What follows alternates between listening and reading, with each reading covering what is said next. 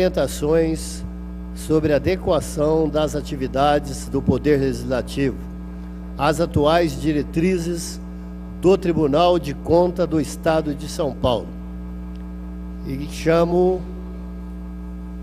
convido a Mirtes para que ela possa fazer as leituras e também dos nomes das pessoas presentes e a parte da mesa. Boa tarde a todos. A Câmara Municipal de Ribeirão Preto tem a honra de receber a todos nessa tarde, especialmente os vereadores aqui da casa. E nós, juntamente com o excelentíssimo senhor Walter Gomes, presidente da Câmara Municipal de Ribeirão Preto, nós convidamos para compor a mesa a excelentíssima senhora Darcy Vera, prefeita municipal de Ribeirão Preto.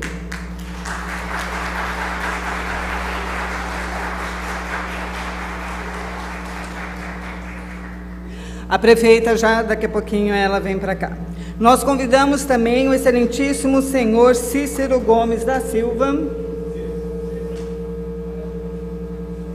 Boa tarde, boa tarde. Nós convidamos também o excelentíssimo senhor Cícero Gomes da Silva, presidente da Comissão de Legislação, Justiça e Redação deste Legislativo.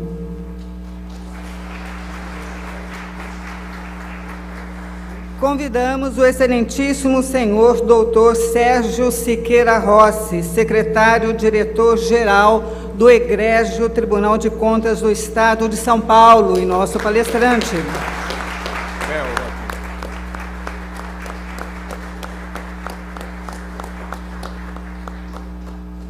Boa tarde.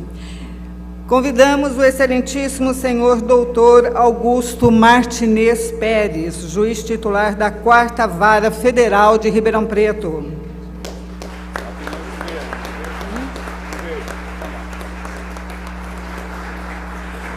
Também convidado o senhor Flávio Henrique Pastre, diretor da Unidade Regional do Tribunal de Contas do Estado de São Paulo, em Ribeirão Preto.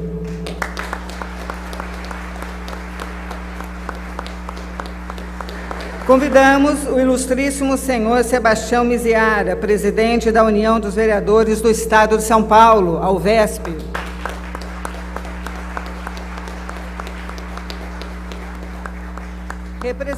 Representando todos os municípios presentes, convidamos o excelentíssimo senhor Cassinho Cunha, do município de Santa Rosa de Viterbo.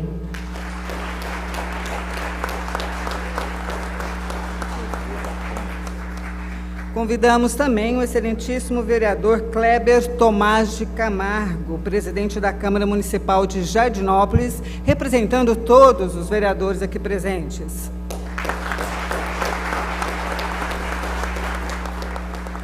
Convidamos Edgar Reinaldo Prandini, diretor-presidente da Escola do Parlamento da Câmara Municipal de Ribeirão Preto.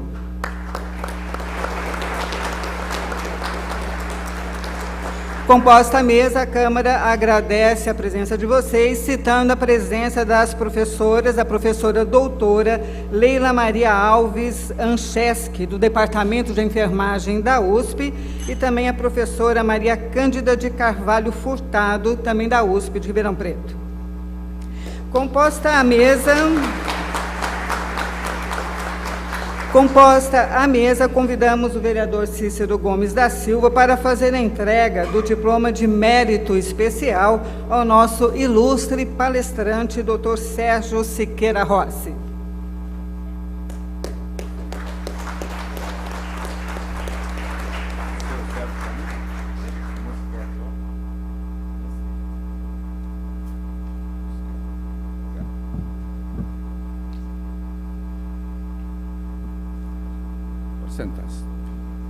Gostaria de inicialmente agradecer a ilustre presença do Dr. Sérgio Siqueira Rossi, pessoa que é muito grata não só para a cidade de Ribeirão Preto, mas para todas as cidades do interior do estado de São Paulo, e dizer que o Dr. Sérgio, mesmo antes de ter um cargo de destaque no Tribunal de Contas do Estado de São Paulo, ele era o nosso fiscal, era o fiscal da cidade de Ribeirão Preto, especialmente fiscalizava a UE, hoje o UE, antigo Hospital das Clínicas, Hospital Santa Teresa, enfim, tem ligações muito antigas com Ribeirão Preto. E nesta oportunidade, a Câmara Municipal de Ribeirão Preto concede ao Diniz, secretário, diretor-geral do Egrégio Tribunal de Contas do Estado de São Paulo, o senhor Sérgio Siqueira Rossi, o diploma de mérito especial, em reconhecimento pelo relevante serviço prestado perante o Egrégio Tribunal de Contas do Estado de São Paulo, como secretário-diretor-geral, zelando pela observância dos ditames constitucionais e legais, pelos órgãos públicos, e em especial pela inestimável colaboração à Câmara Municipal de Ribeirão Preto, proferindo magnífica palestra de esclarecimento, orientação sobre a adequação das atividades do Poder Legislativo às atuais diretrizes do Colégio Tribunal de Contas do Estado de São Paulo. Ribeirão Preto, 14 de maio de 2015, presidente Walter Gomes, Cícero Gomes da Silva, presidente da Comissão de Legislação e Justiça. Convido a vereadora Glaucia Berenice e o vereador Capella para que nós possamos juntos entregar o diploma, essa homenagem para o Dr. Sérgio Siqueira. Convido a prefeita também para fazer a entrega, senão ela vai ficar morrendo de ciúmes.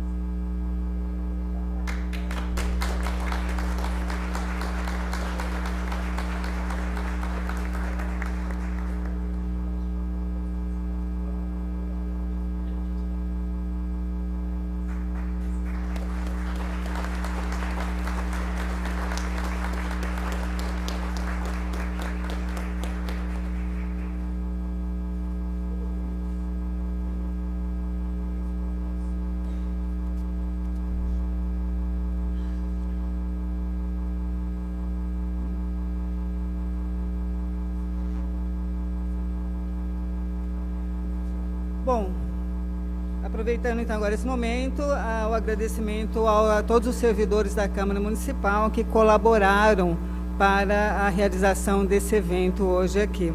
E nesse momento, então, fica desfeita a mesa de autoridades e o senhor doutor Sérgio Siqueira Rossi está liberado para fazer a sua palestra de hoje. A prefeita Darcy Vera vai falar agora. A prefeita falou que se ela não falar, ela não vai embora. E ela precisa falar porque ela tem um compromisso. Então deixa ela aí para ouvir a palestra.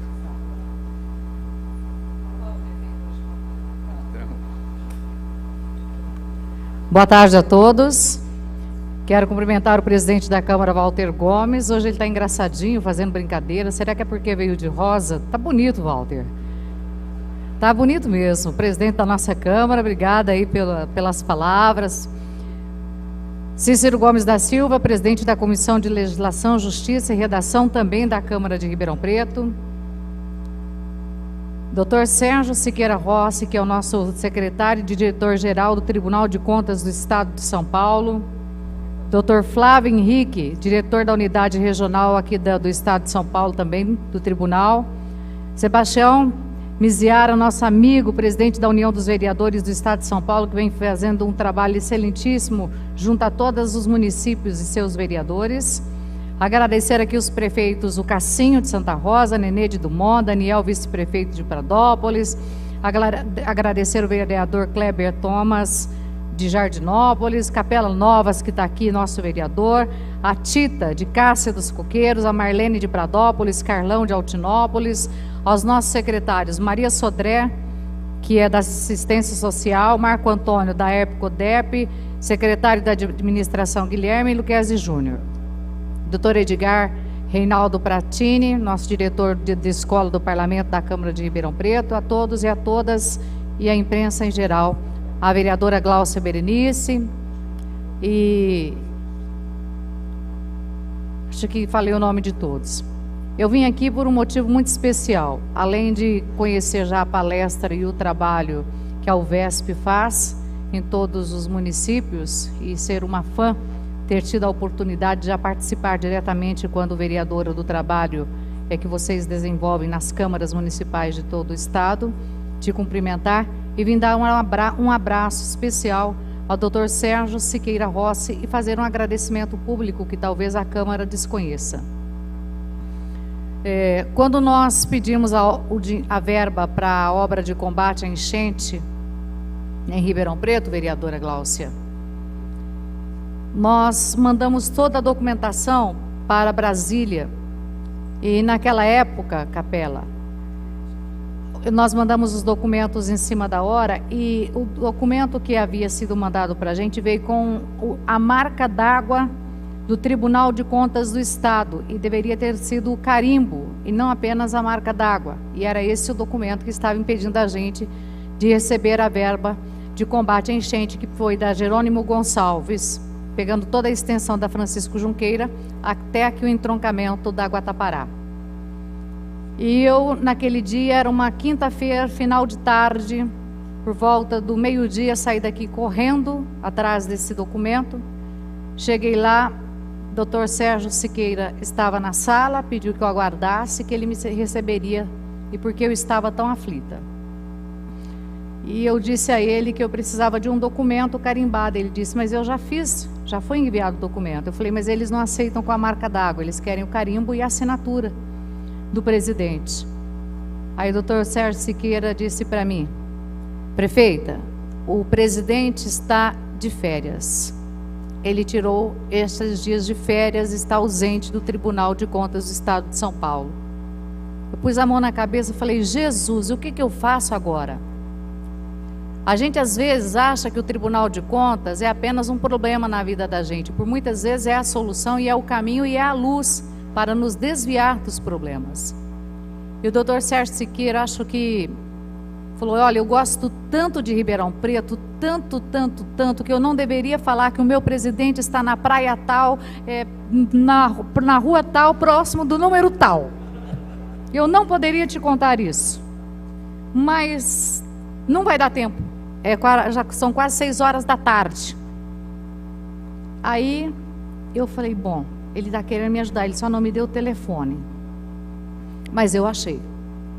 Eu achei o Dr. Fúvio de Biasi, liguei no apartamento em que ele estava, a esposa dele, perguntei, cadê o teu esposo? Ele disse, está ali do outro lado da praia. Está ali na barraquinha. Quem é? Eu disse, a prefeita de Ribeirão. Dá para a senhora atravessar a rua, pedir para ele vir me atender, que é meio urgente? E ele foi atender, que era urgente. Voltei a ligar e pedi a ele, pelo amor de Deus, suba a serra e assine esse documento para mim. Eu durmo em São Paulo e saí direto para Brasília. E foi justamente isso que aconteceu. Eu peguei o documento, o primeiro voo para Brasília, e antes do meio-dia eu protocolei na Secretaria do Tesouro Nacional, e quando foi depois do meio-dia, o nome de Ribeirão Preto saiu entre as cidades que tinha entregue toda a documentação, e assim saiu a obra de combate à enchente. Portanto,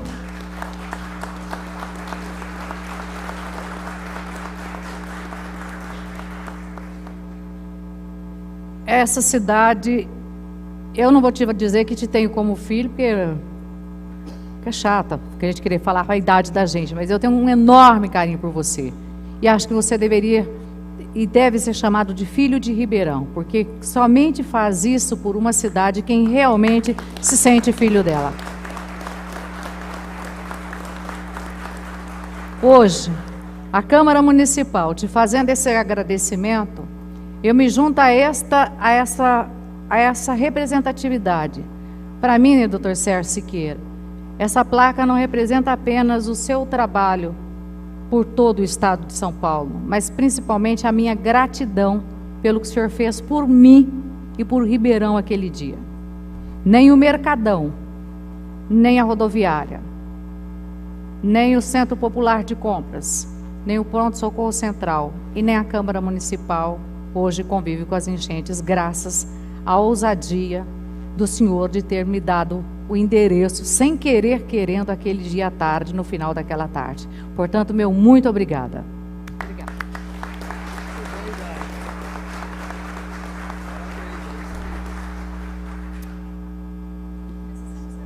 Bom, e continuando, então, os agradecimentos, né, a toda a equipe que possibilitou que esse evento acontecesse, as pessoas, a doutora Alexandra, doutor Gama, Departamento Jurídico, a assessoria do gabinete do vereador Cícero Gomes da Silva, o diretor da Casa, Milton Scavazini, o pessoal da Escola do Parlamento, da TV Câmara e todos os demais.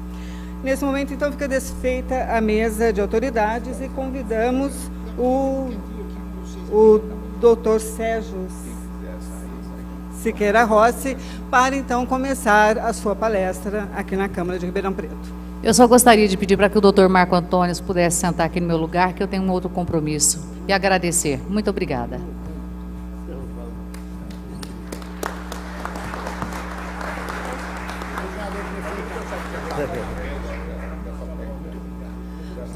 A pessoa que quiser sentar aqui, ocupar esse espaço, os vereadores, os prefeitos da região, o pessoal das universidades, se quiser ficar mais pertinho.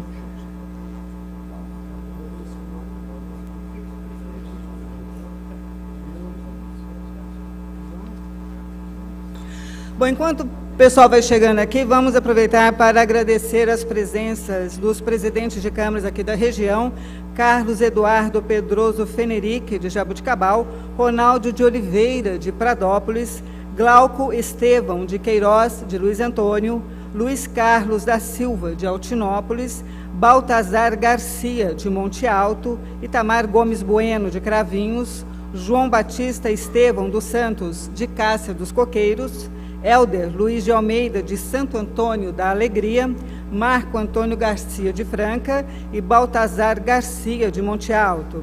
Prefeitos dos municípios, registramos também Adelino da Silva Carneiro, de Dumont, e o vice-prefeito de Pradópolis, o senhor Daniel de Souza. Obrigada.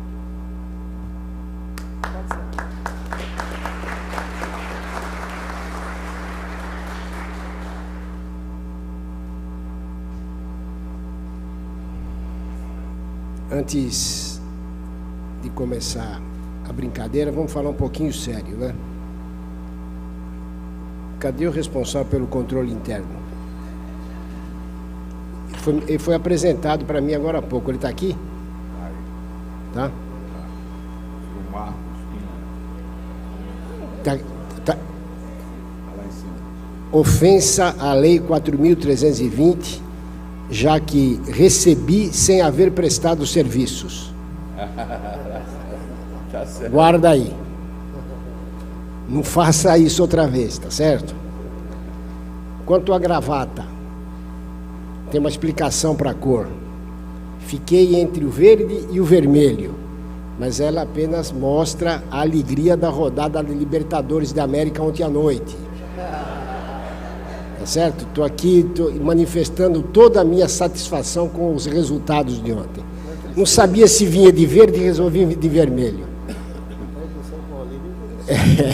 Pois é, por isso que eu disse a Vossa Excelência que o que era o seu estava guardado, né? Mas eu quero dizer da honra, da alegria, meu querido presidente Walter Gomes. Acho que aqui o importante é chamar Gomes, porque Walter Gomes, Cícero Gomes, né? Futuramente, quem sabe, Sérgio Gomes. Quero ficar... Tem Vandeir Gomes também, que foi presidente da Câmara, que é Pois é, então eu quero dizer primeiro da minha alegria, da minha honra em participar desse evento, aqui na Câmara Municipal de Ribeirão Preto, ao convite que me foi formulado amavelmente pelo, posso dizer, meu amigo Cícero Gomes, com quem várias vezes tivemos tratativas, a feliz coincidência provocada da presença do senhor presidente da UVESP aqui, também meu amigo Sebastião Miziara, que não tem poupado esforços para que haja um fortalecimento das câmaras municipais do interior do Estado. em função de conversas mantidas com Sua Excelência, o Tribunal está em vias de colocar um programa que será de alta valia às câmaras municipais, consistente em que, toda vez que houver um alerta expedido à Prefeitura, virá uma cópia para a Câmara Municipal. Isso é alguma coisa que decorreu de uma tratativa feita com a União dos Vereadores do Estado de São Paulo e que eu faço questão de deixar aqui registrado a importância do trabalho que essa corporação tem emprestado às câmaras municipais. Na pessoa do vereador Kleber Thomas de Camargo, de Jardinópolis, vizinha aqui a Ribeirão Preto, eu saúdo todos os senhores vereadores aqui presentes e aqueles que aqui estão. E a feliz notícia de que a Câmara Municipal tem uma escola do Parlamento. Acho que não haverá mais espaço para qualquer instituição pública que não se dedique à preparação e ao aperfeiçoamento do seu pessoal. Seja em que área, seja em que nível for, me parece da mais extrema importância a existência de uma escola do Parlamento nas câmaras municipais. Isso praticamente vai beirando também uma iniciativa da União dos Vereadores do Estado, que tem feito os parlamentos regionais no interior do Estado, congregando câmaras municipais, para que haja uma unificação de entendimento sobre questões que são de interesse e semelhantes, idênticos a todos os municípios. E daí porque não podem ser tratados de uma forma distinta, já que os objetivos são sempre os mesmos, quais sejam do atendimento ao interesse público. Esse convite que me foi formulado foi para dizer o seguinte, das relações do Tribunal de Contas com as câmaras municipais. E nós precisamos apagar um pouco a ideia que se tem do Tribunal de Contas, que o Tribunal de Contas é extremamente mal falado, e eu posso dizer que, em parte, isso se deve ao fato de não se conhecer bem o trabalho que o Tribunal de Contas desenvolve. É bem verdade que nós andamos aí meio trôpegos, com um noticiário de jornal, às vezes muito desfavorável para nós, mas em todas as instituições, em todas as entidades, existem os momentos de chacoalho, de furacão, de ondas, que afinal acabam por morrer mansamente na praia, que é o que está acontecendo conosco hoje. Mas é preciso que se tenha uma ideia muito diferente daquela que se forma ou se formou sobre os tribunais de contas, especialmente em relação ao Tribunal de Contas do Estado de São Paulo, que não é em nenhum momento inimigo da administração pública. É preciso que se tenha em mente que o Tribunal de Contas tem exclusivamente o papel de fazer cumprir as leis que regem as finanças públicas. Nós vamos falar depois um pouquinho de cada coisa, há para todos os gostos aqui a nossa conversa, mas é preciso que se saiba que essa atividade que o Tribunal de Contas exerce decorre de uma norma constitucional. Não fomos nós que dissemos que as prefeituras municipais devem aplicar 25% de recursos no ensino, tampouco os 15% na saúde, os 60% no magistério, que há uma limitação nos gastos de pessoal.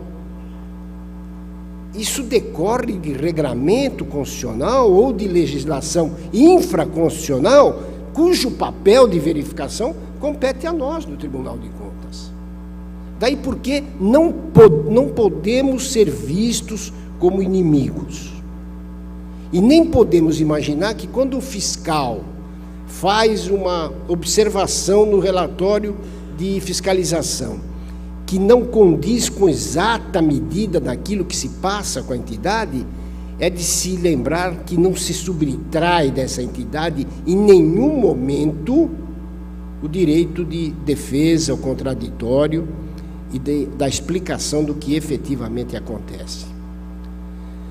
Então, eu vindo para cá, acabei percebendo que a Câmara Municipal de Ribeirão Preto, cujos 2 vereadores, mais os 2 que aqui estão comigo, acabam representando os 23 que totalizam a casa, 22,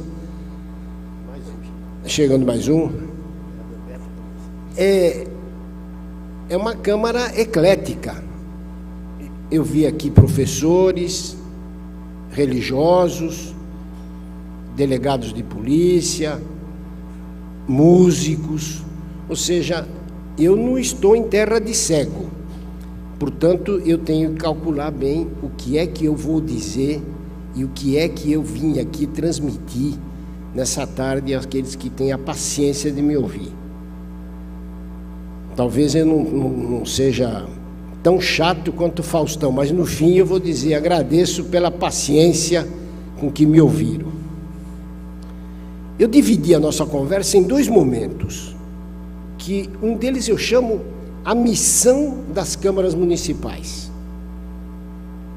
E um outro momento que eu chamo de a vida das câmaras municipais. Tudo isso foi inventado ontem, nunca falei isso, é a primeira vez que eu vou falar isso. A missão das câmaras municipais. Por que essa conversa ela é positiva para nós? Porque as câmaras municipais, e o Sebastião Miziara é testemunha disso, ainda não se deram a importância que verdadeiramente têm. Não se aperceberam da importância que tem no regime democrático e no Estado de Direito. Eu vou falar de uma forma ampla, mas estou falando com conhecimento de causa. Muitas câmaras passam toda uma legislatura limitando-se a dar título de cidadão honorífico, nome de rua, praça, e a produção legislativa nenhuma. E mais que isso, nenhuma ação de fiscalização que lhe pertence com absoluta exclusividade. Todo mundo fica imaginando que a responsabilidade da fiscalização das contas municipais, seja da prefeitura, seja das câmaras municipais, seja das autarquias, fundações, empresas controladas, pertence ao Tribunal de Contas. Errado. Errado. Logo, logo o Tribunal de Contas vai fazer um concurso para a gente da fiscalização financeira. Preparem-se, porque serão questões como essa. Os candidatos, eu sei que aqui tem candidato a esse cargo no tribunal, porque é uma plateia seleta, e é isso que nós estamos precisando. Então, o que a Câmara tem a ver com a fiscalização? Tudo.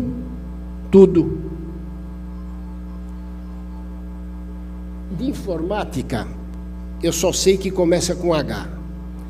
Então, eu não tenho computador, eu não tenho notebook, o meu telefone eu só sei falar alô, eu não sei mandar o WhatsApp, então eu estou no tempo da fichinha ainda.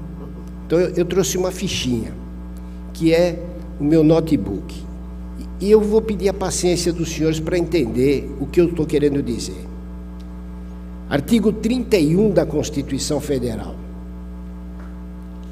A fiscalização do município será exercido pelo Poder Legislativo Municipal mediante controle externo e pelos sistemas de controle interno do Poder Executivo Municipal na forma da lei. A fiscalização pertence à Câmara Municipal.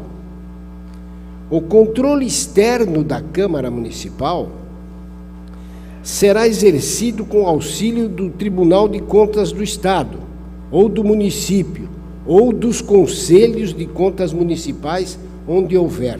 Esse é o parágrafo 1º. Ou seja, o Tribunal de Contas presta auxílio à Câmara Municipal. Antes que o tribunal intervenha na fiscalização, há a ação da Câmara Municipal e do controle interno do Executivo e do Legislativo na sua própria casa, Mas nós estamos falando da fiscalização da Prefeitura, pertencente à Câmara Municipal. Parágrafo 2º. O parecer prévio emitido pelo órgão competente sobre as contas que o prefeito deve anualmente prestar só deixará de prevalecer por decisão de 2/3 dos membros da Câmara Municipal. 22 dividido por 3, 15, né? Então nós precisamos de 15 deputados para derrubar o parecer do Tribunal de Contas do Estado. Desculpe. Eu acho que fica bem dizer o que eu disse. Parágrafo 3º. As contas dos municípios ficarão durante 60 dias anualmente à disposição de qualquer contribuinte para exame e apreciação, o qual poderá questionar-lhes a legitimidade nos termos da lei. Esse aqui é o artigo 31 da Constituição. Isso significa que a fiscalização do município compete à Câmara Municipal. Por que razão? Porque ela está no sítio do acontecimento dos atos de receita e despesa. Não se deram conta ainda da importância da aprovação do tripé orçamentário previsto na Lei de Responsabilidade Fiscal. Estou me referindo ao Plano Plurianual de Investimentos, à Lei de Diretrizes Orçamentárias e à Lei Orçamentária Anual. Esse tripé de leis trata exatamente da governança do município, cuja aprovação pertence com exclusividade à Câmara Municipal, que rara vez discute como deveria discutir quais são os projetos, programas, enfim, qual é a governança que a Prefeitura está preparando para o município. O não discutir a peça orçamentária enfraquece enormemente o papel de fiscalização da execução orçamentária. Por exemplo, a aprovação de uma lei orçamentária anual com uma margem de abertura de créditos suplementares excessiva significa autorizar o Poder Executivo, o meu querido secretário de Finanças sabe o que quero dizer com isso, a governar sem o crivo da fiscalização do Poder Legislativo. Fomos muito combatidos quando orientamos as câmaras municipais no sentido de pretender, de certa forma, discutir e até exigir que as leis orçamentárias tivessem uma dotação orçamentária compatível com o índice inflacionário para abertura de créditos suplementares. Um pouco mais, quem sabe. Estamos ainda girando na casa dos 7,8, 7,9 de inflação, isso é o que é divulgado. Eu acho que o meu bolso está sentindo isso com um pouco mais de ferocidade, mas eu acho que, em verdade, alguma coisa um pouco superior a isso, na casa dos 2 dígitos, de 10%, seja um número razoável para os créditos orçamentários suplementares. Qualquer outro fica por conta do encaminhamento de leis específicas requerendo que seja aberto o crédito suplementar e explicando as razões pelas quais ele se faz necessário. As câmaras municipais dificilmente, eu não estou generalizando, eu não estou pontificando, eu estou generalizando a conversa para dizer que dificilmente as câmaras municipais atentam para este aspecto que é de suma importância para o exercício da fiscalização, que lhe pertence e que tem a autoridade de dizer que determinado projeto, isso na elaboração da proposta orçamentária, não é o mais adequado para o interesse público. Nós sabemos, eu sei, e ninguém vai dizer que seria infantilidade de minha parte não admitir isso, é uma casa política. É aqui que se faz o juízo político. Mas quando eu penso em casa política, quando eu penso em juízo político, eu não penso exatamente no confronto de maiorias e minorias. Eu não fico pensando que seja papel da minoria o atravancamento das ações do executivo, com ações que não têm interesse voltado ao atendimento daquilo que é o interesse maior, que é o interesse público. Mas é, evidentemente, uma casa política e, como tal, deve efetivamente exercê-lo, mas sob o ponto de vista da técnica, da política na acepção ampla da palavra, para a discussão dos programas que são do interesse da coletividade. Isso raramente acontece. O que nós temos conhecimento, e o que chega a nós de câmaras municipais, são ações isoladas de um vereador, de 2 vereadores, às vezes num procedimento reiterado de um denuncismo que pouca vez leva à confirmação da verdade ali dita, de tal sorte que não é isto que a Câmara Municipal deve se dedicar. Deve se dedicar, sim, à discussão da proposta orçamentária, porque é ela que vai determinar os rumos de todo um mandato. A PPA, ela funciona durante 4 anos. É necessário que se saiba que se há lá um programa, a cidade, com todo respeito, uma cidade que tem 4.000 habitantes, vai dizer assim, nós vamos fazer uma estação de metrô, é para a gente discutir, dizer que isso não tem cabimento, porque não teria serventia e não teria qualquer interesse público envolvido. E nesse desenrolar, também existem algumas operações orçamentárias que são praticadas atualmente pelas prefeituras municipais, que estão passando ao largo da ação do legislativo. Eu estou me referindo às transposições, remanejamento e transferência de dotações orçamentárias. Uma operação de crédito orçamentária desta ordem muda diametralmente um programa que foi aprovado pela Câmara Municipal. E, portanto, não é de ser aceita que seja feita por decreto. É necessário que haja uma lei encaminhada ao Legislativo para que se discuta a razão pela qual nós vamos fazer essa operação orçamentária. Ela não é proibida.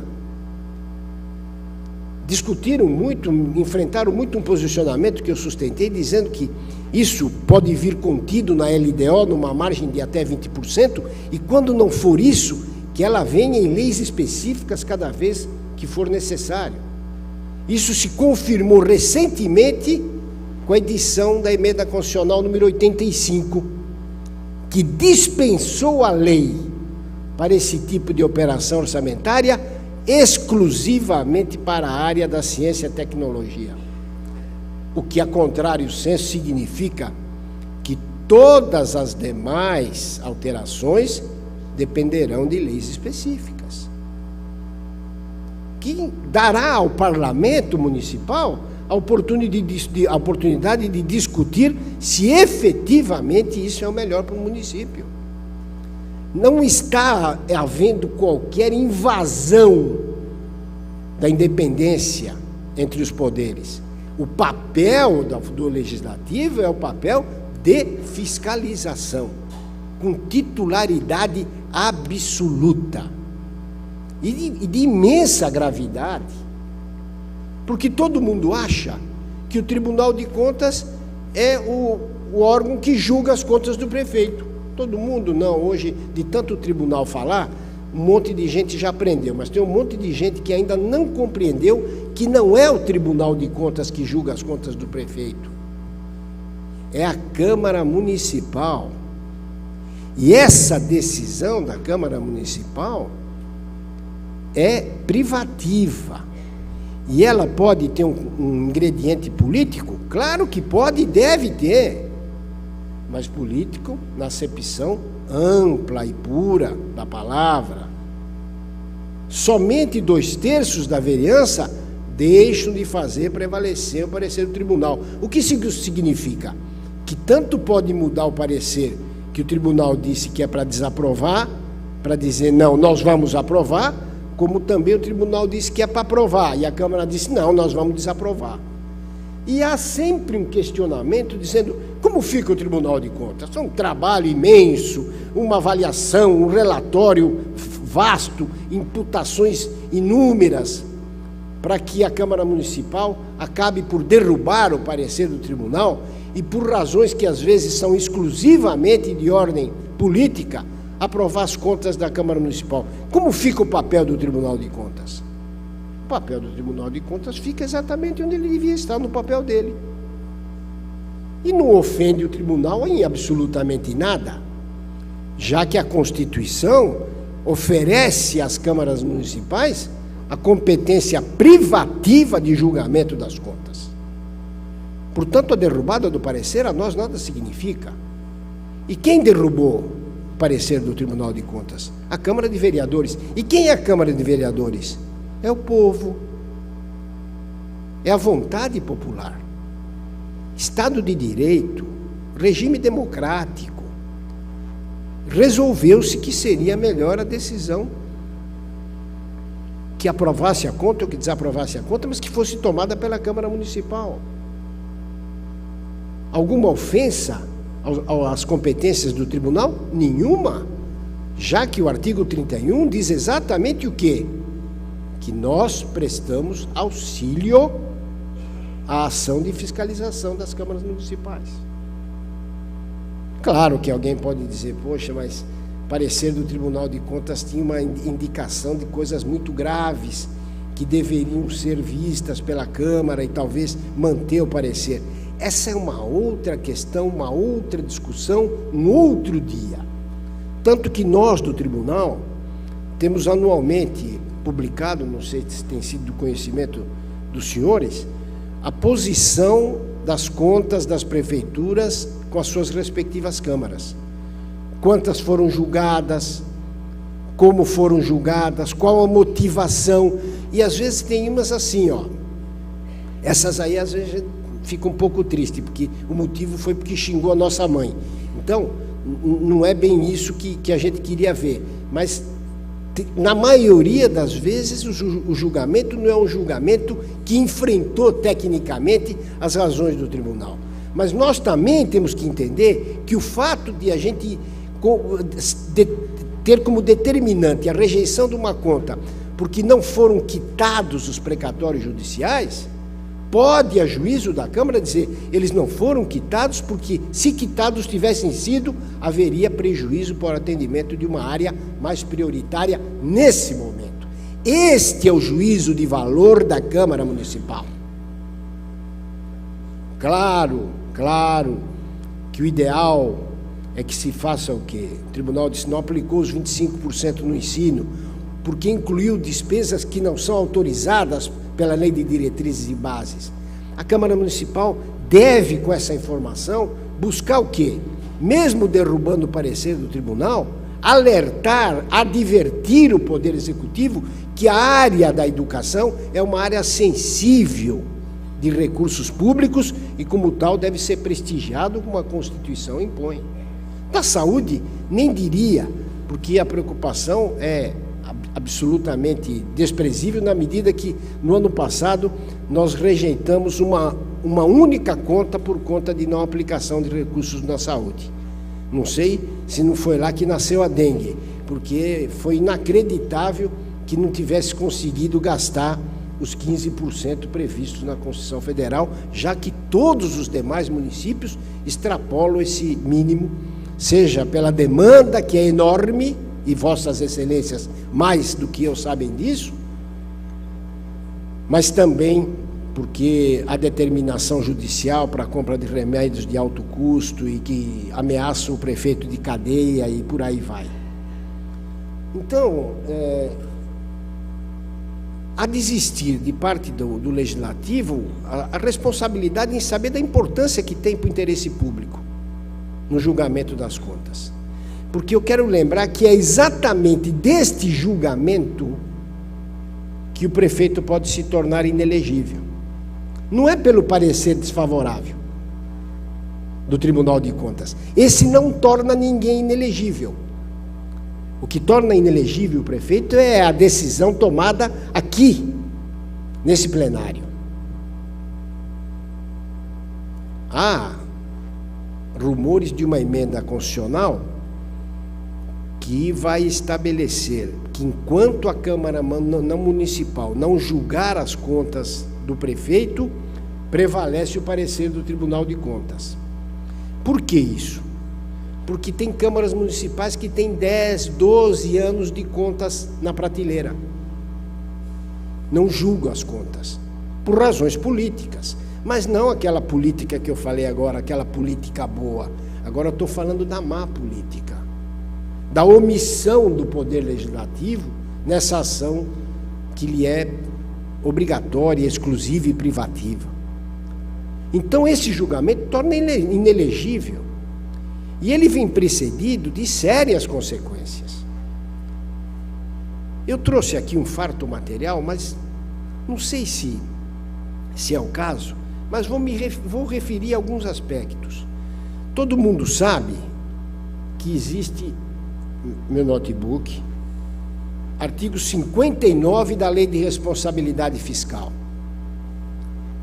O Poder Legislativo, diretamente, com o auxílio dos tribunais de contas e o sistema de controle, olha a importância do Legislativo, do controle interno de cada poder e do Ministério Público, fiscalizarão o cumprimento das normas desta lei complementar, com ênfase no que se refere atingimento, ouçam bem, o Poder Legislativo, atingimento das metas estabelecidas na Lei de Diretrizes Orçamentárias, limites e condições para a realização de operações de crédito e inscrição em restos a pagar, medidas adotadas para o retorno da despesa total com pessoal ao respectivo limite nos termos dos artigos 22 e 23, providências tomadas conforme o disposto no artigo 31 para a recondução dos montantes das dívidas consolidada imobiliária. É pouca coisa que as câmaras têm como competência, quase nada. Destinação de recursos obtidos com a alteração de ativos, tendo em vista as restrições constitucionais e as desta lei complementar. Cumprimento de limite de gastos totais dos legislativos municipais, quando houver. Parágrafo 1º. Os tribunais de contas alertarão os poderes ou órgãos referidos no artigo 20 quando constatarem. Então, nós estamos falando das atividades do Legislativo, e aí vem o Tribunal de Contas com a competência de expedir aquilo que nós chamamos de alertas. Para o quê? A possibilidade de ocorrência das situações previstas nos artigos 4º e 9º da Lei de Responsabilidade. É quando a Receita, bimestralmente, a Lei de Responsabilidade Fiscal manda mostrar o desempenho da Receita. E o artigo 9º é a limitação de empenho. A Receita não está se realizando como previsto, entra em cena o artigo 9º, que é a limitação de empenho, o contingenciamento dos gastos. Isso que está acontecendo agora nos orçamentos todos é, de certa forma, uma limitação de empenho, como diz o artigo 9º.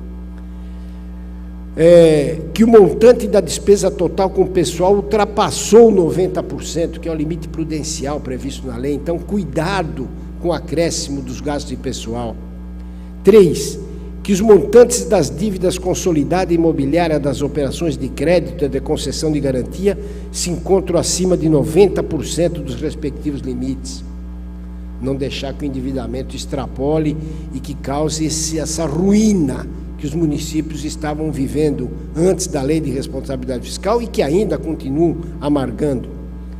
Fatos que comprometam os custos ou os resultados dos programas ou indícios de irregularidades na gestão orçamentária. Compete ainda aos tribunais de contas verificar os cálculos dos limites da despesa total com o pessoal de cada poder e órgão. Isto são os alertas. Por que eu estou dando importância a esta matéria?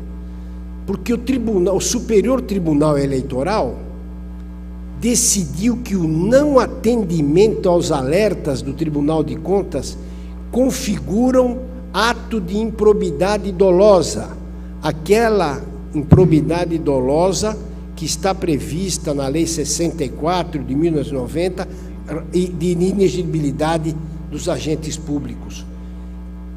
O Superior Tribunal Eleitoral disse: quando o prefeito tiver sido alertado e não tenha adotado as medidas corretivas, ele está cometendo improbidade dolosa.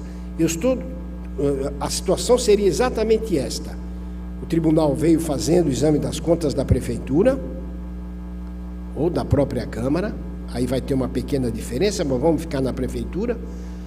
A prefeitura foi alertada, isso é automático, sai lá um papelzinho, como o imposto de renda faz com a gente, diz: você está extrapolando a despesa de pessoal, faz isso 1, 2, 3 vezes no exercício, coloca isso no relatório, emite um parecer desfavorável que é mantido pela Câmara Municipal.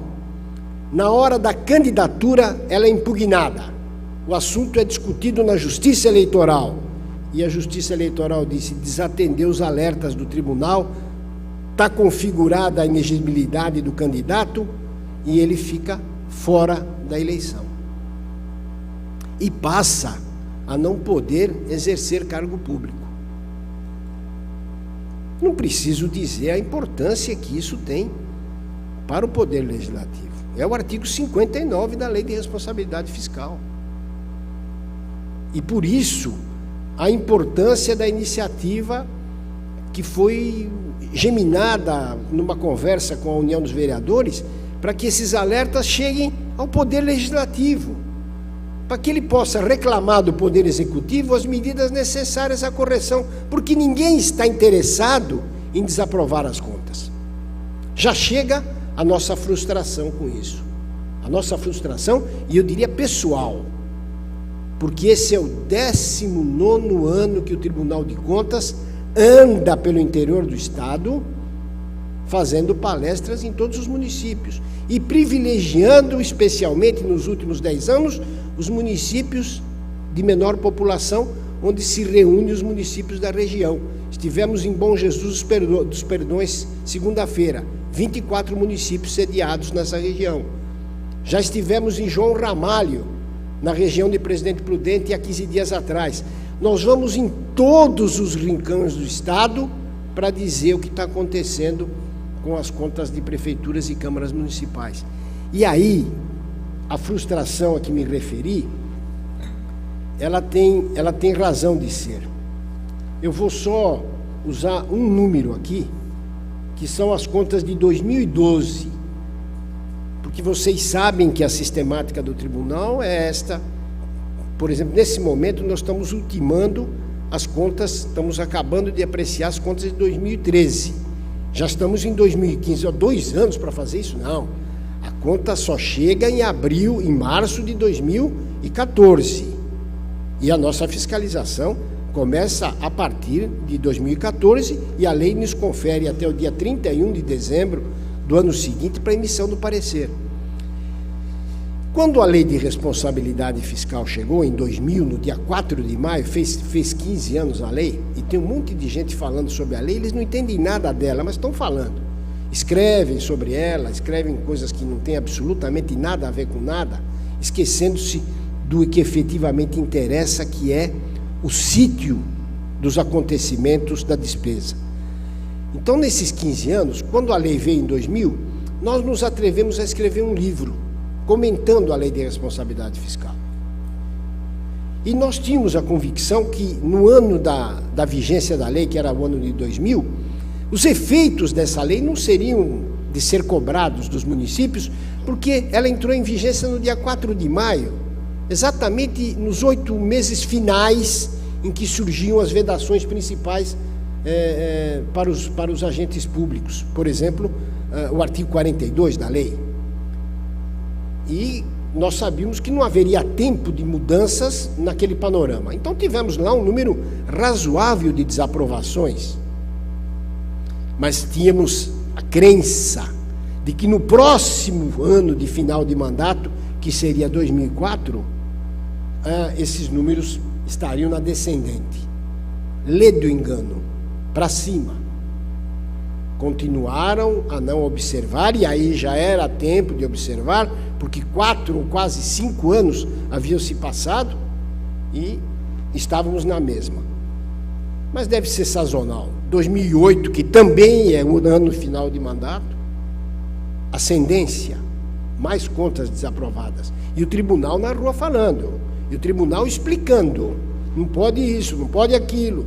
O tribunal dizendo o que era o 42, o que podia, o que não podia, como funcionava. Bom, mas 2012 com certeza isso estará resolvido. Recorde de desaprovação. Recorde. Desaprovamos 52,95% de todas as contas de prefeitura. Isso significou exatamente 323 contas das 644. Aliás, aí está abrindo o jornal para ver o artigo, a preocupação do Tribunal de Contas. Me puseram na capa do jornal chorando. Esse é um papel que tem uma explicação, tem um papel muito especial aí, porque pela outorga do título eu fui obrigado a chorar. Mas nesse jornal tem um pouquinho da história da preocupação do Tribunal de Contas com esse crescimento no número de desaprovação de contas, que vem para as câmaras municipais. E o que nós temos sabido é que a maioria desses pareceres tem sido mantidos. Será que é por falta de orientação? Essa é a frustração pessoal que nós estamos carregando. De tentar exatamente orientar e não sentir um resultado positivo que levasse a entender o que o Tribunal de Contas quer dos administradores. E isso não é diferente para as câmaras. As câmaras são clientes preferenciais nossos. Daí, Prime, Personalité. Ou seja, temos um carinho especial pelas câmaras municipais, porque para essas, gozado, o número de rejeição está diminuindo enormemente. Porque essa tem um problema um pouquinho mais sério. O tribunal julga as contas da Câmara. Vai se discutir, mas como julga? Julga porque o Supremo Tribunal Federal decidiu, numa ação direta de constitucionalidade, que as contas das câmaras municipais, ou melhor, era de uma Assembleia Legislativa, pertencem ao Tribunal de Contas. Já me perguntaram, e quem julga as contas do Tribunal de Contas? O próprio tribunal, que encaminha a Assembleia Legislativa como instância superior. Portanto, tudo tem uma correlação e uma simetria. Mas nas câmaras municipais, o nosso julgamento ele é definitivo. Não que nos se outorgue o direito de defesa para o presidente da Câmara, que não se deu o direito do contraditório, mas tanto julga na fase originária como julga na fase recursal. E a discussão sobre o acerto desse julgamento se desloca para o judiciário, se for o caso. Porque no Tribunal de Contas faz coisa julgada administrativa e torna o chefe do Poder Legislativo inelegível. Missão que também não nos agrada. E aqui eu pulo para falar da vida das câmaras municipais. Quais são os cuidados que o tribunal tem recomendado às câmaras municipais? Olha, em 2012, das 644 contas, o tribunal desaprovou 38. É um número ínfimo, 6%. Melhor fosse que tivesse sido 0. Motivos da irregularidade. Contabilidade, a falta de fidedignidade dos lançamentos. Mormente agora, por conta da auditoria eletrônica que o tribunal tem, isso, o princípio da evidenciação tem surgido mais a miúde na verificação dessas contas. Recolhimento de encargos sociais.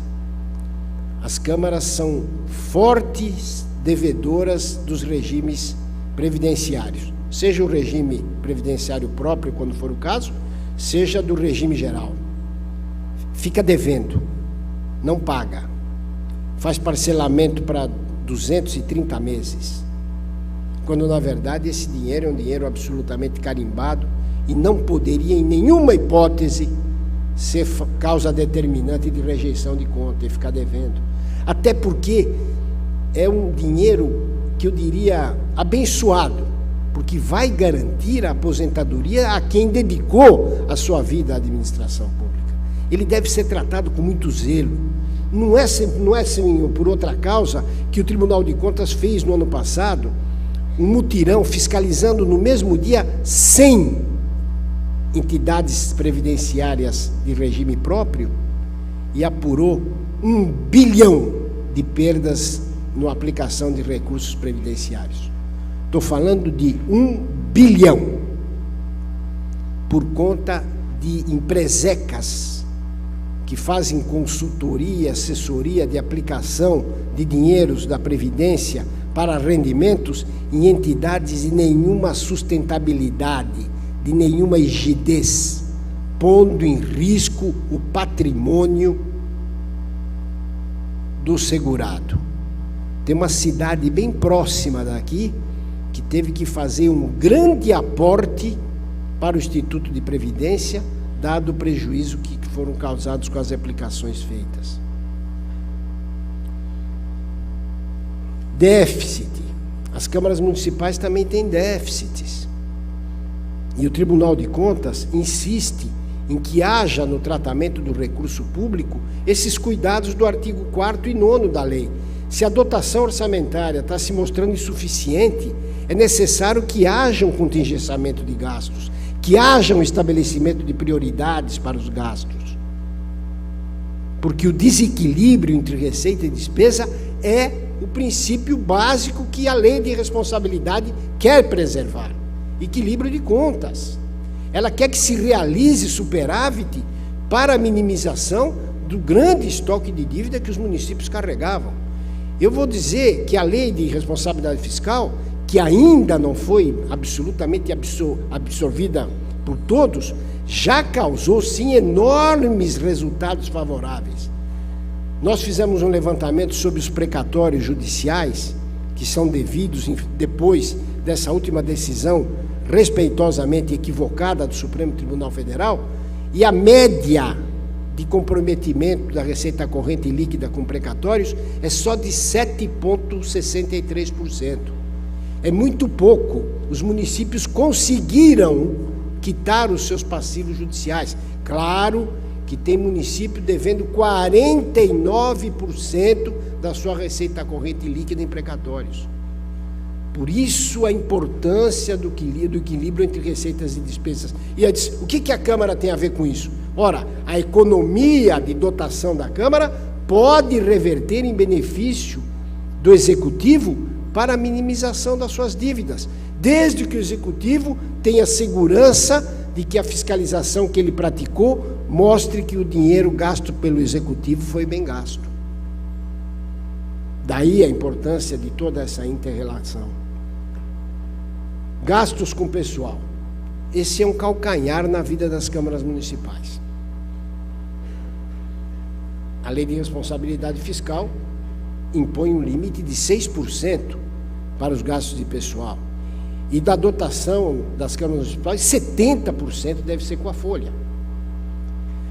Aí está a grande batalha que o tribunal tem travado com as câmaras, mas no sentido positivo, de dizer que é preciso ter parcimônia, modicidade na criação de cargos, mormente dos cargos em comissão. nós fomos num evento bastante grande em Campinas, reuniu várias câmaras municipais e o presidente da UVESP estava lá quando um presidente de Câmara levantou e disse que na Câmara dele ele tinha 10 cargos efetivos e 150 em comissão. Não preciso dizer qual é a situação da conta dessa Câmara Municipal.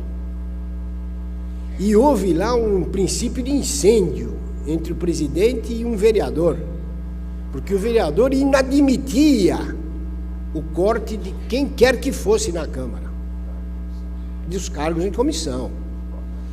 Que desculpe, ninguém está nos ouvindo, não estão gravando, não estão filmando, então eu posso falar. Na maioria das vezes, cabos eleitorais. Eu não estou generalizando, mas é isso que acontece. E é por isso que tanto o Ministério Público quanto o Tribunal de Contas tem se debatido com a necessidade de demonstrar que há de existir uma estrutura mínima. Não me perguntem, porque eu não vou saber responder, qual é o número de cargos em comissão ideal de cada Câmara Municipal. Não me pergunte isso. O presidente está, o doutor Cícero, meu querido vereador, está dizendo aqui razoabilidade. E mais que isso, que os cargos em comissão sejam aqueles que sejam necessários ao exercício das atribuições definidas pela Constituição: chefia, direção e assessoria. Porque nós já tivemos tratores, tratoristas e cargo em comissão, num tempo passado, que eu diria até folclórico. Este, a par de ser um incremento razoável nos gastos da despesa de pessoal, é efetivamente uma despesa que, se bem apurada, não mostra um resultado positivo para o interesse da coletividade. Nós já vimos de tudo em relação aos cargos em comissão. Hão de lembrar de um vereador eleito em Minas Gerais que levou uma urna na praça pública para sortear, lá deixar os nomes, para ele sortear quem ia ser assessor dele. Como se isso, naturalmente, garantisse a impessoalidade. Claro que a impessoalidade está garantida. Agora, a qualidade do assessor também sabe-se lá o que era. Então, temos de tudo. Haverei de ter tempo de escrever um livro sobre as questões folclóricas que já vivi. Inclusive aqui, em Ribeirão Preto, que eu vinha contando no caminho. Quando me fizeram comer a carne de um animal que não é habitualmente comível. E comi enganado. Mas tudo bem. Como era coisa de amigo, eu entrei. Então, a recomendação em relação à criação de cargos em comissão passa pelo princípio da razoabilidade. Não é implicância do Tribunal de Contas. Vocês estão vendo que o presidente da Câmara Federal agora deu lá um aperto no regime de frequência de ponto, apareceu gente nunca vista na última década. O senhor sabe disso. Ou seja, é esse cuidado que nós precisamos ter. Nós estamos vivendo outros tempos em relação à moralidade. Essas questões que estão acontecendo ao redor, que passam ao redor da nossa vida, estão demonstrando que há uma mudança de mentalidade e que vão existir punições, sim. É a mesma coisa do que acham que os pareceres do tribunal ou os julgamentos do tribunal não causam dano. O procurador da República que teve num evento no Tribunal de Contas disse 71% das candidaturas impugnadas no último pleito decorreram de atos praticados pelo Tribunal de Contas. Que é exatamente isso: excesso de cargos em comissão, excesso de despesa de pessoal. Eu encontrei com uma prefeita que estava às lágrimas, em função da despesa de pessoal dela estar acima de 60%. E eu disse a ela que ela estava fulminada, porque 54% é o limite. Ela estava com 60. Mas só que ela não conseguiu me explicar que ela estava tendo que pagar uma despesa de pessoal decorrente de uma decisão judicial, onde os procuradores ganharam uma ação e tinham um salário superior ao próprio salário dela prefeita, o que constitucionalmente não pode. E ela estava honrando esse salário. Então, eu disse, a senhora trate de discutir isso na esfera judicial, para repor estas coisas. E mostre isso ao tribunal, porque a senhora tem um fato superveniente que a levará a ter uma tolerância na verificação do seu limite. A remuneração. Ontem eu vi uma decisão do Superior Tribunal de Justiça que está condenando a fixação dos subsídios da vereança nos 180 dias finais de mandato. A lei de responsabilidade fiscal fala que nos 180 dias finais do mandato não se pode aumentar a despesa de pessoal.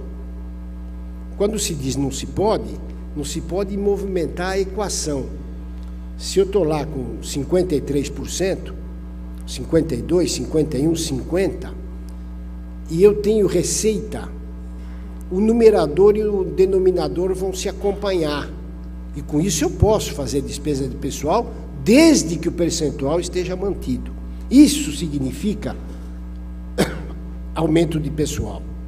Se o indexador, se o índice permaneceu menos, não houve aumento de despesa, ainda que nominalmente tenha havido. A decisão do Superior Tribunal de Justiça diz que não pode haver a fixação dos subsídios da vereança nos 180 dias de mandato. Ele diz, não é porque não tem despesa, sei que a despesa é do outro exercício, mas fixar isto é onerar o orçamento seguinte. Data vênia, fiquei um pouco atônito, porque o Supremo Tribunal Federal disse que a fixação do subsídio da vereança deve se fazer de uma legislatura para outra antes das eleições.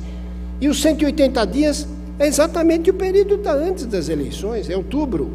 Se eu fizer a fixação em junho, julho, agosto, eu estou atendendo a lei de responsabilidade fiscal e a decisão do Supremo. Ou antes, posso fazer no dia 2 de janeiro do primeiro ano de legislatura. O que diz o artigo 29A é que se fixa de uma legislatura para outra. Mais nada, disse também bem aqui o meu vereador. Ou seja, a única coisa que se pode acrescer ao subsídio da vereança é a revisão geral anual do artigo 37(10) da Constituição Federal. E quando ela for dada para o vereador, ela deve ser dada para o servidor, no mesmo índice e na mesma data. Não pode ser diferente. Se der menos para o vereador, sorte do município, mas se der igual vereador e servidor, estamos resolvidos. Nós Tivemos o quê? Não, daqui a pouco nós vamos nos pegar aqui, já. Estamos guardando isso. Quero dizer que esse é um ponto sensível nas contas das câmaras municipais, a remuneração dos vereadores, que tem um percentual em relação ao deputado. Está perfeita. Está dentro dos limites dos 70% da folha, está dentro dos 5% da receita, perfeito, nada contra. O que é que tem acontecido? Que muitos atos fixatórios têm sido alterados no curso da legislatura, entendendo que pode dar um reajuste de 5, 6, 7, até compreendo, mas, infelizmente, o sistema constitucional veda isso. E, por incrível que pareça, só aos vereadores se aplica o princípio da anterioridade. Não se aplica a deputado estadual, a deputado federal, a chefe do executivo, a ninguém. Aos vereadores, sim. Vão me dizer, é justo isso? Não acho. mas é a regra da Constituição. E é uma causa que foi uma das maiores dessas 38, foram 6 casos de rejeição por conta disso. E os outros casos todos que vêm são irregularidades que, somadas, e como se costuma dizer no conjunto da obra, levam à rejeição de contas de Câmara Municipal. Por exemplo, um sistema de controle de combustível ineficiente. O tribunal está examinando agora a execução da despesa no momento da fiscalização. Nós encontramos, em prefeitura e câmaras, carros, ficha de carros sendo abastecidos, nota fiscal com a placa do carro, carros que estão na garagem como inservíveis. Enche o tanque aí, põe na placa tal. Essa placa tal está inativa. Então você vai olhar o controle de combustível, compara a frota rodante com o consumo, não bate. Certamente, respeitosamente, trata-se de uma nota fraudada. É preciso que haja um controle eficiente do combustível, na troca do óleo, dos pneus. Nós encontramos compra de pneus, vamos ver o caminhão, os pneus não foram trocados. São ocorrências pontuais que, no contexto, acabam por denegrir as contas e levar à desaprovação.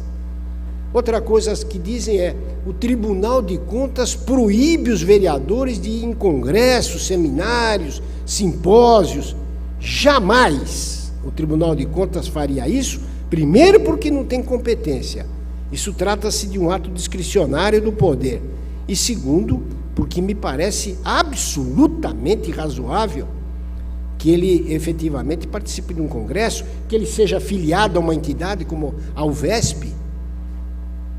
É uma coisa que tem sentido e fundamento. Qual é a condenação que o tribunal faz? Na falta de modicidade dos gastos. Nós vamos fazer, por exemplo, um seminário em Carapicuíba.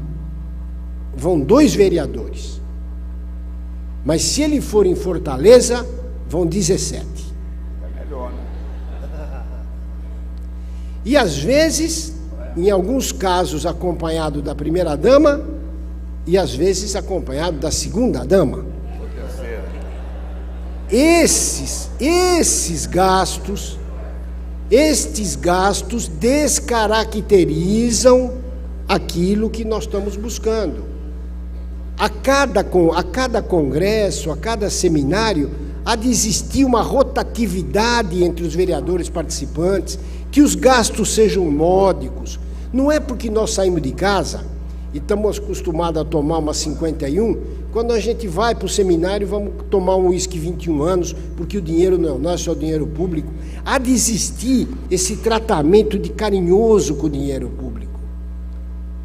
E estamos dizendo isso porque nós, do Tribunal de Contas, praticamos essa filosofia. Somos muito parcimoniosos nos nossos gastos. E é isso que nós pregamos nos nossos eventos. São essas as razões que nos levam a fazer uma fiscalização, com o princípio e o intuito de oferecer ao gestor seguranças a que as suas contas sejam bem prestadas. Não é outro o papel, não é outro o interesse do tribunal que não seja de ser parceiro da administração pública. Muito obrigado.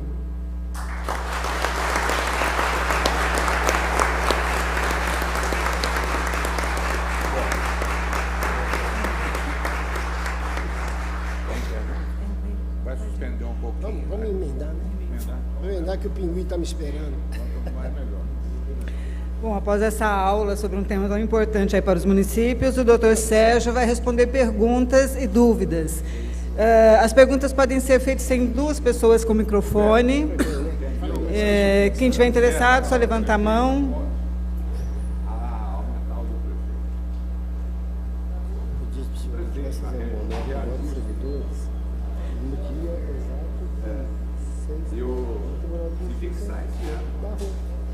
Eu queria saber por quê. Interessado, só levanta a mão. Tem a Jane, tem a Adriana. Há uma grande discussão sobre isso. vereadores também, sobre dúvidas.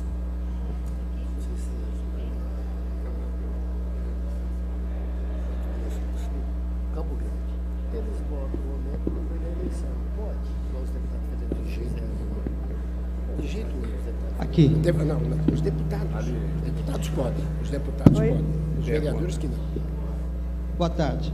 Meu nome é Sérgio Figueiredo, eu represento a Astral, Associação de Rádios e TV Legislativas. Eu gostaria de saber como o tribunal vê hoje a inserção das TVs e rádios nas câmaras, já que é um assunto novo para o Legislativo.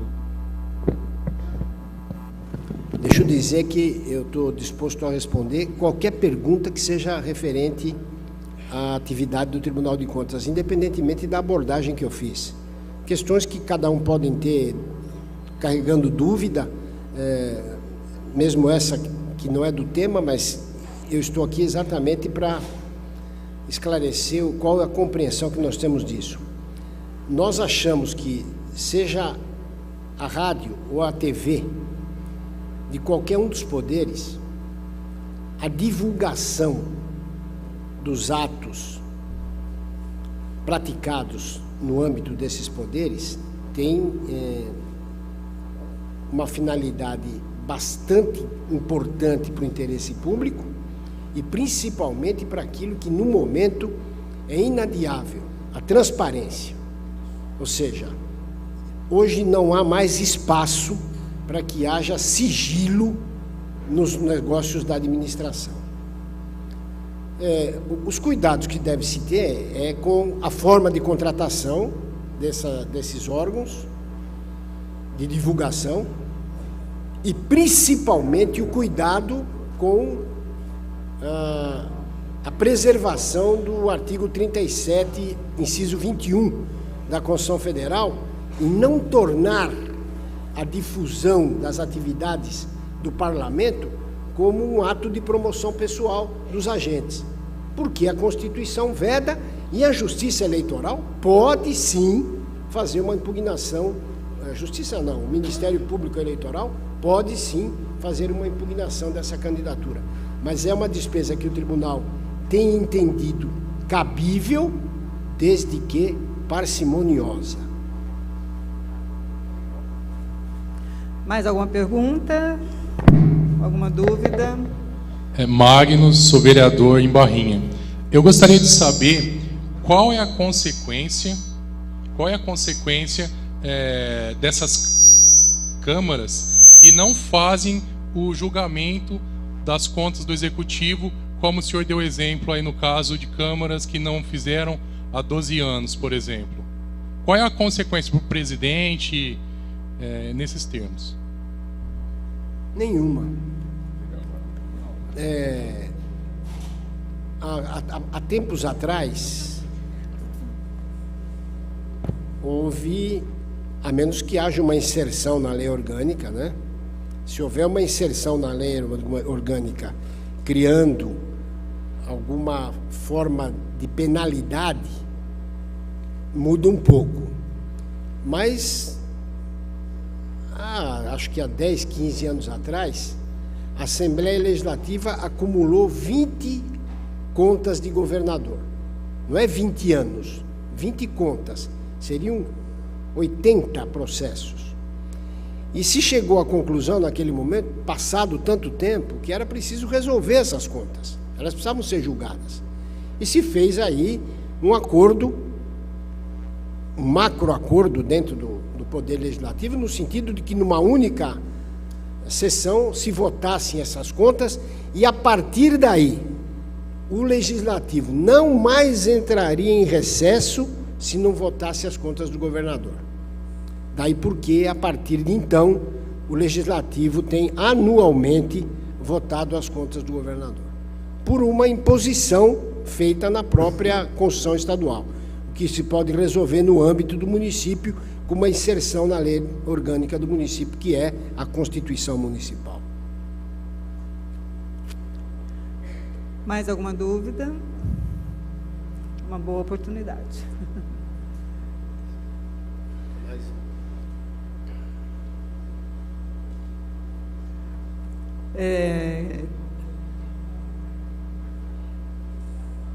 Tá ligado.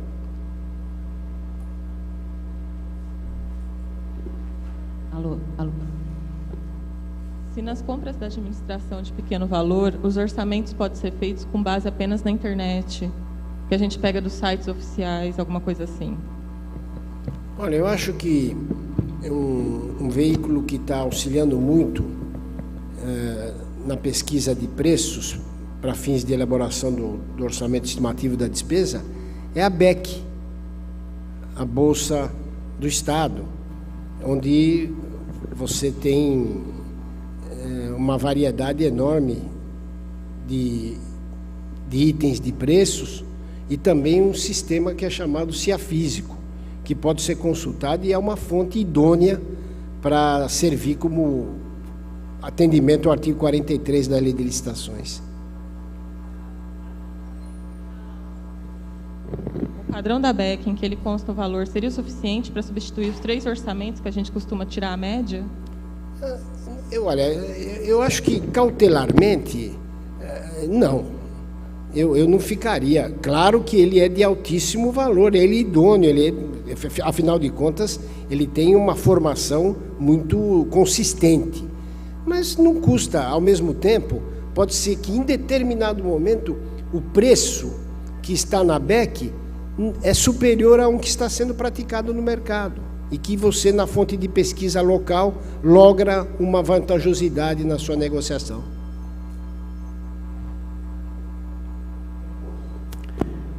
Mais alguma pergunta?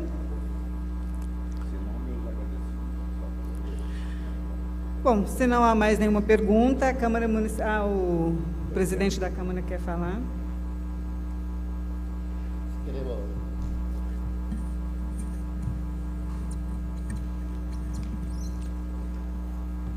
Câmara Municipal de Ribeirão Preto, em nome de todos os vereadores, todos os funcionários, queremos agradecer ao Dr. Sérgio Siqueira Rossi, excelentíssimo secretário, diretor-geral do Tribunal de Contas do Estado de São Paulo, pela magnífica palestra na tarde de hoje.